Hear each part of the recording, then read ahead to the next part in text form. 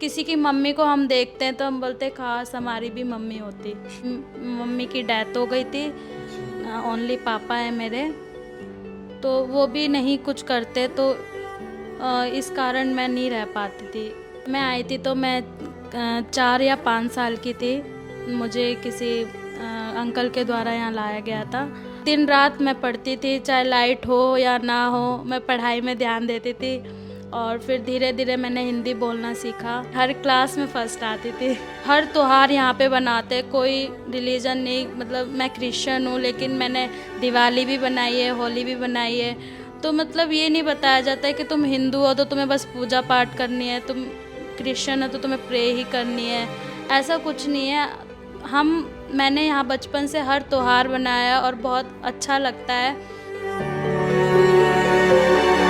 Hello everyone, welcome to our channel. इस channel पर हम लोग ऐसी ऐसी वीडियोस लेकर आते हैं जो कहीं ना कहीं आपको सोचने पर मजबूर कर देती है कि आज भी हमारा समाज कितना पिछड़ा हुआ है। ये वीडियोस कहीं ना कहीं आपको मोटिवेट भी करती हैं और रिश्तों की कदर करना भी सिखाती है। हेलो ब्लेसी। हेलो सर, मेरा नाम ब्लेसी है और मैं अपने बारे में बताऊंगी कि मैं कितनी छोटी आई थी। जब मैं आई थी तो मैं 4 या 5 साल की थी। मुझे किसी अंकल के द्वारा यहाँ लाया गया था, तो मुझे उस टाइम पे हिंदी नहीं आती थी, तो बहुत मुश्किल था मेरा यहाँ रहना। मैं समझ नहीं पा रही थी यहाँ क्या है क्या नहीं, क्योंकि मैं बहुत छोटी थी। मतलब आपको हिंदी नहीं आती थी, आप कौन सी लैंग्वेज बोलते थे? मैं उड़िया बोलती थी। अच्छा, आप उड़ीसा से हो। हाँ, मैं उड़ीसा से थी, तो मुझे उड़िया बोलने आती थी, तो मैं वही बोलती थी। तो सबके साथ मिलजुल के रहना बहुत मुश्किल था उस टाइम पे मेरे लिए, क्योंकि मुझे हिंदी नहीं आती थी। मैं कैसे बोलूँ, किससे क्या बात करूँ, किससे अपनी प्रॉब्लम शेयर करूँ, मुझे कुछ नहीं पता था, बस मैं रोती रहती थी।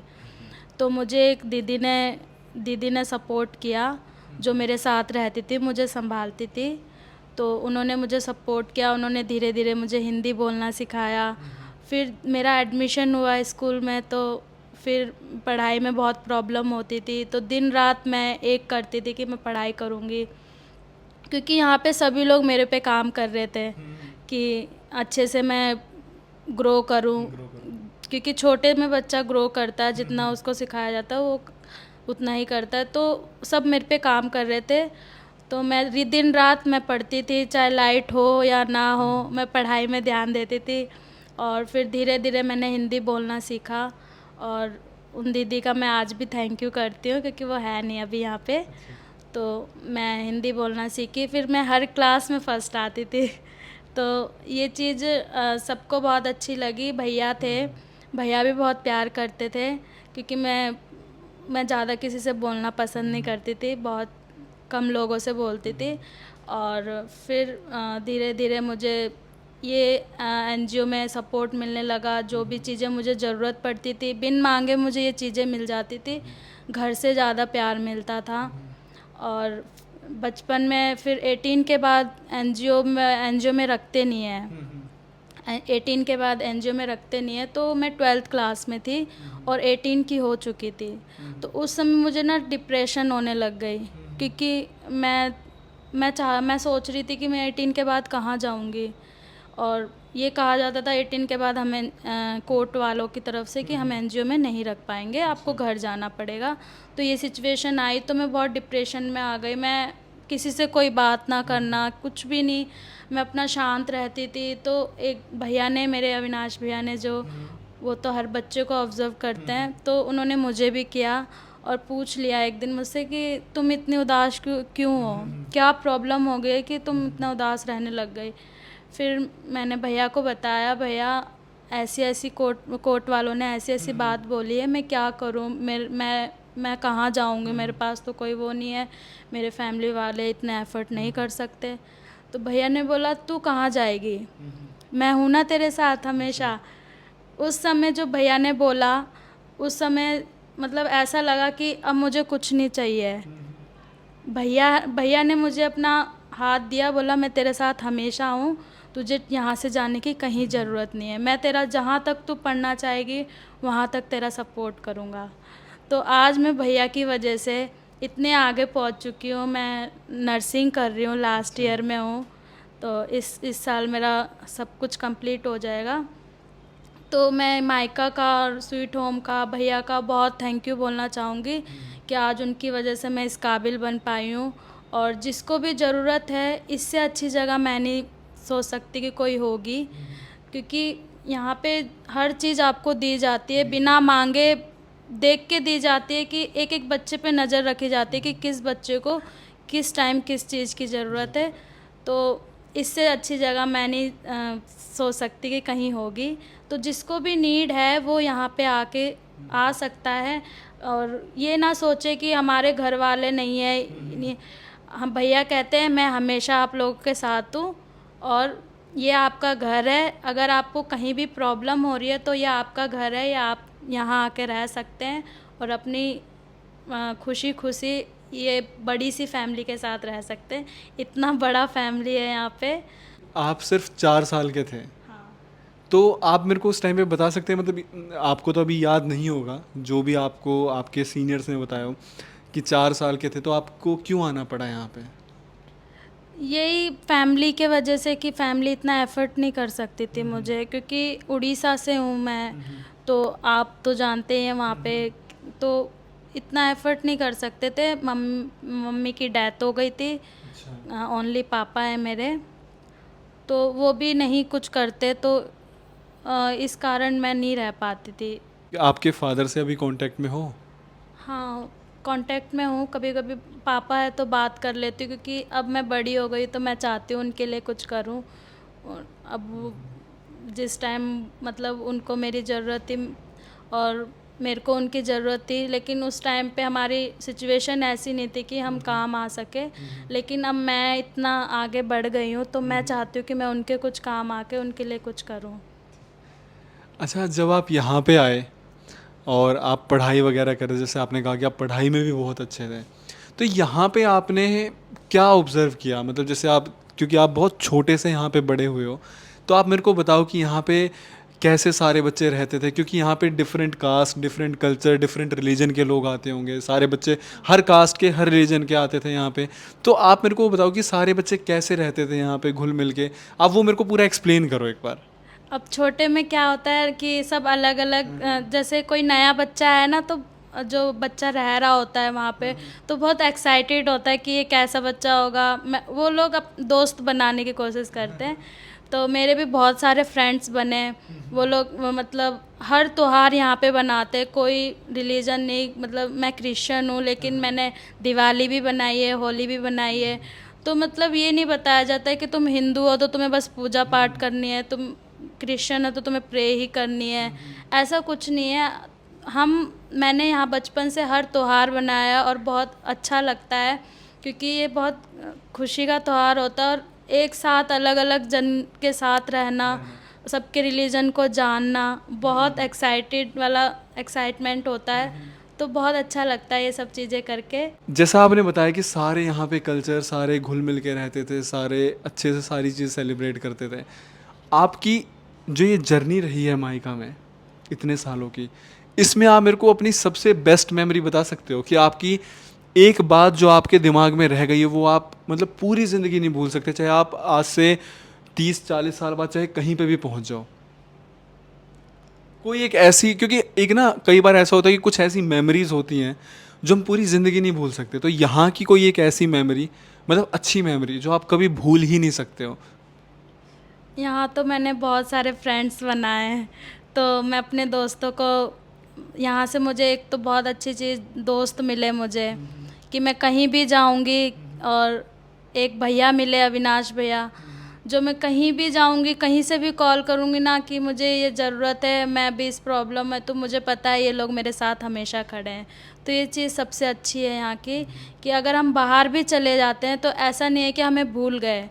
हम अगर बोलेंगे भैया मैं यहाँ हूँ, मुझे ये नीड है, मैं ऐसे फंस गई हूँ, तो मुझे वो कहीं से भी कैसे भी करके निकाल के लाएंगे। आपको जो भगवान ने रिश्ते बना के दिए थे, जो ऊपर वाले ने रिश्ते बना के दिए थे, वो आपके साथ नहीं रहे, लेकिन आपने ज़िंदगी में कुछ नए रिश्ते बनाए खुद से। तो आप रिश्तों के बारे में लोगों को क्या बताना चाहोगे? क्योंकि आज का जो हमारा वक्त है ना, मैं आपको हकीकत बताऊं कि रिश्ते बहुत खोखले होते जा रहे हैं। घर पे रह के भी इंसान अपने माँ बाप की कदर नहीं करता, ठीक है, ना उसे भाई बहन की कदर होती, मतलब रिश्तों की कदर नहीं है। तो आपके पास जो ऊपर वाले ने रिश्ते बनाए थे वो तो आपके साथ नहीं रहे, लेकिन आपने कुछ नए रिश्ते बनाए, तो आप रिश्तों के बारे में कुछ बताना चाहोगे? हाँ, जैसे हमारी फैमिली होती है, अगर हम अपने घर में जैसे पेरेंट्स की रिस्पेक्ट नहीं करते, हम उनको उल्टा सीधा बोल देते हैं या कुछ भी बोल देते हैं, तो हमें यहाँ आके सीखना चाहिए। क्योंकि यहाँ पे कोई भी किसी भी एक एक फैमिली से नहीं है, लेकिन फिर भी एक दूसरे के लिए इतना रिस्पेक्ट है। कोई भी मायका में लेडी आती है, उनको अपनी माँ मान के या फिर दादी मान के उनकी इतनी रिस्पेक्ट करते हैं। या अपनी फैमिली में, जैसे मेरे रूम में फ्रेंड्स है मेरे, हम सब एक दूसरे की इतनी रिस्पेक्ट करते हैं, अगर कल को हमें उनके लिए कुछ भी करना पड़ जाए हम करेंगे। तो जब हम घर घर में जब हमें इतना फैमिली इन्वायरमेंट मिल रहा है, हमारी फैमिली हमारे साथ है, अगर हम उनकी कदर नहीं करते तो फिर हम आगे कुछ नहीं कर सकते। क्योंकि पेरेंट्स सबसे ज़्यादा मायने रखते ज़िंदगी में। क्योंकि जिनके पेरेंट्स नहीं है, जैसे हमारे पेरेंट्स नहीं है, हमें पता है कितना बुरा लगता है, वो कितनी तकलीफ़ चीज़ होती है कि किसी की मम्मी को हम देखते हैं तो हम बोलते हैं काश हमारी भी मम्मी होती। लेकिन भैया ने हमें वो एहसास कभी नहीं होने दिया, जबकि वो हमारे बिल्कुल रियल पेरेंट्स नहीं है, लेकिन उन्होंने हमें माँ का भी प्यार दिया, पापा का भी प्यार दिया, भाई का भी प्यार दिया, बहन का भी प्यार दिया। तो जब वो हमारे कुछ ना लगते हुए भी इतना कुछ हमारे लिए कर सकते हैं, तो हमें हमें अपनी फैमिली की कदर करनी चाहिए, जो हमारे पास है उनकी कदर करनी चाहिए।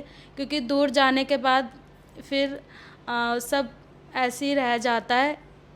तो मैं बोलना बस चाहूँगी, यादें रह जाती हैं। यादें रह जाते हैं, और यादों का क्या करना है, जब पास में ही है तो उनकी कदर करना सीख लेना चाहिए। जिनके बारे में ये बात कर रही हैं अभी ब्लेसी, अविनाश जी, वो माइका के फाउंडर हैं। और फाउंडर होने के साथ साथ उन्होंने यहाँ पे जितने भी बच्चे हैं वो सबको बहुत ही ज़्यादा मोटिवेट करते हैं, सबको प्यार करते हैं। जो भी यहाँ पे केसेस आते हैं, कई डाइवोर्स के केसेस आते हैं, कई डोमेस्टिक वायलेंस के आते हैं, उन सब की वो काउंसलिंग भी करते हैं। तो अविनाश जैन जी जो हैं वो बहुत ही बेहतरीन काम कर रहे हैं, और यही रीज़न है कि माइका का हर एक बच्चा, हर एक महिला उनकी इतनी ज़्यादा रिस्पेक्ट करते हैं। अच्छा, आप लोग यहाँ पे कभी जैसे रह रहे हो इतने साल से, तो आउटिंग वगैरह पे आप लोग जाते हो? आपको भैया घुमाने लेके जाते हैं, या फिर मूवीज़ वगैरह के आप बाहर जाते हो घूमने वगैरह? हम तो हर हर हफ्ते बोलते भैया हमें मूवी देखने जाना है, क्योंकि मैं मूवी की बहुत शौकीन हूँ। भैया को भी ये बात पता है। तो जब भी कोई नई मूवी निकलती है, भैया मुझे मूवी देखने जाना है, तो भैया कई बार मूवी दिखाने भी ले जाते हैं, या फिर हमें बोलते जाओ तुम देख कर आओ। हमें अपने पॉकेट मनी देते हैं कि बेटा जाओ मूवी देख कर आओ, जहाँ घूमना है वहाँ घूम कर आओ।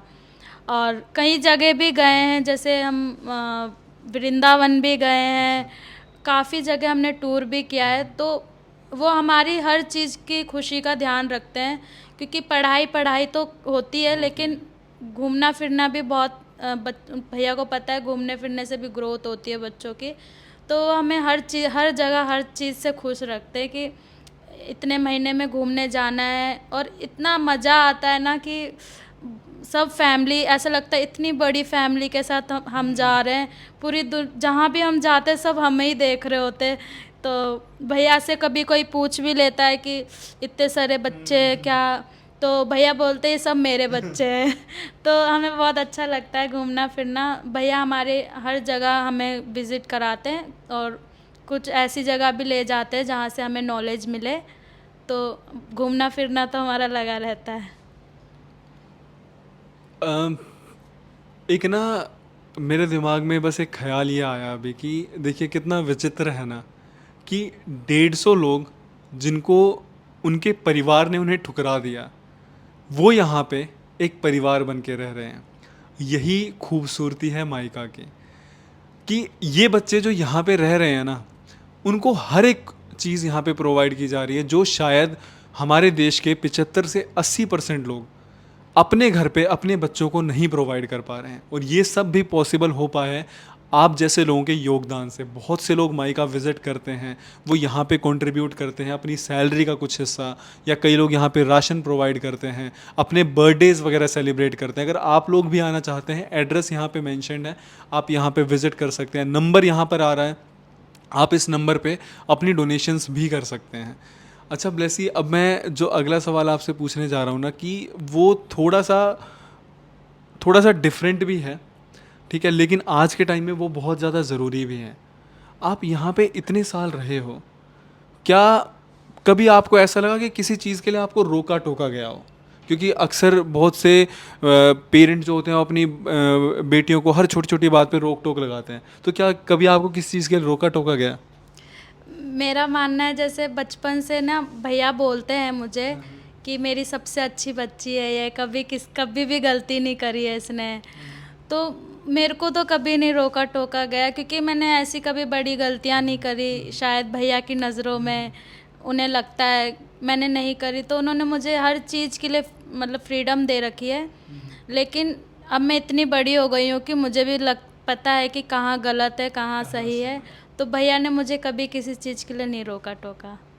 अच्छा, आखिरी सवाल आपसे ये है कि आगे आपके क्या प्लान्स हैं और आप आगे माइका से कैसे जुड़ी रहेंगे? मैं चाहती हूँ, जैसे मैं नर्सिंग कर ली हूँ, अगर मेरे द्वारा कुछ काम मैं किसी मायके के काम आ सकती हूँ, या फिर जैसे अगर मैं उड़ीसा जाती हूँ तो वहाँ अभी भी अगर कभी विज़िट करती हूँ मैं वहाँ, तो सब मुझे देख के खुश होते हैं कि नर्स मैम आ गई, नर्स मैम आ गई, अभी से नर्स मैम। तो मैं चाहती हूँ मैं इस मायका को वहाँ तक लेके जाऊँ, वहाँ वहाँ तक ये लोग जाने कि हाँ ऐसी कोई जगह है दिल्ली में कि हम अभी भी कोई चला रहा है कि काम आ सके। जैसे उनको टेंशन ना रहे कि मैं घर पे हूँ, मेरे साथ ये होता है और वो सही जा रही है। तो मैं चाहती हूँ मैं अपने गांव तक ये चीज़ लेके जाऊँ कि दिल्ली में ऐसी कोई जगह है जहाँ पे हर मायके की लड़की के लिए बना रखी है, फ्रीडम से रह सके, खुशी से रह सके, एक अच्छी फैमिली के साथ।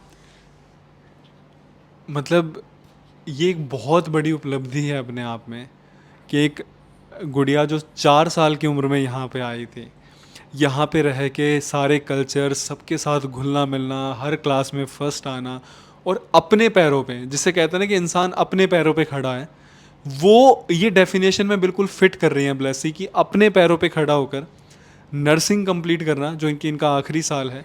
उसके बाद आपका जॉब्स वगैरह का क्या प्लान है? इसके बाद जॉब के लिए अप्लाई करना है, कहीं अच्छी जॉब लग गई। अच्छी जॉब, बिल्कुल। आपने इतनी मेहनत किया ना कि आपको आपकी मेहनत का फल ज़रूर मिलेगा, और इसे ही कहते हैं अपने पैरों पर खड़ा होना। और आप लोगों के लिए ना एक ये मोटिवेशन की तरह, क्योंकि कई लोग क्या होते हैं घर पड़े हैं, अरे यार मैं तो पढ़ाई करता हूँ, मैं तो फलाना पेपर नहीं निकला, हम सबके पास ना हज़ारों एक्सक्यूज़ होते हैं, लेकिन जो करने वाला है ना, चाहे परिस्थिति कैसी भी हो, वो फिर भी करके ही रहता है। तो बहुत बहुत शुक्रिया आपका ब्लेसी, आपकी जो ये बातें हैं इसने मतलब मैं सुन के मैं खुद इमोशनल हो गया, और मैं भी कुछ चीज़ों में सोचने पर मजबूर हो गया। मैं उम्मीद करता हूँ कि जो ये वीडियोस को देख रहे हैं लोग, ये भी अपनी ज़िंदगी में भी उस हिसाब से बदलाव करेंगे और उन सारी चीज़ों में रिश्तों की कदर करना स्टार्ट करेंगे। Thank you so much Blessy, thank you.